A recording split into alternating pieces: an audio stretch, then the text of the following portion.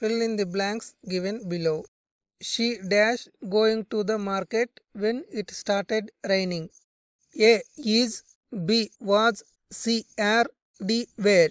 So the correct answer is was.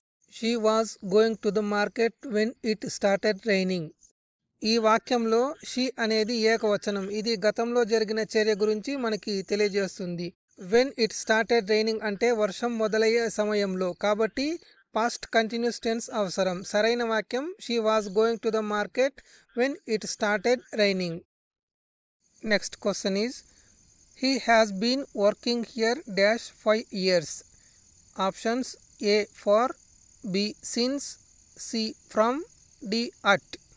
So the correct answer is he has been working here for 5 years. For అనే పదాన్ని కాల వ్యవధిని అంటే డ్యూరేషన్ను సూచించడానికి వాడతాం. ఉదాహరణకి 5 years, 3 years, 3 days, 2 days అలాగా. అదే సిన్స్ అనే పదాన్ని ప్రారంభ సమయంలో అంటే స్టార్టింగ్ పాయింట్ ఆఫ్ టైంలో వాడతాం. ఉదాహరణకి సిన్స్ మండే, సిన్స్ 2020. ఇక్కడ 5 years అనేది ఒక కాల వ్యవధి కాబట్టి ఫార్ సరైన వాక్యం. సరైన వాక్యం ఈ యొక్క సెంటెన్స్లో he has been working here for 5 years.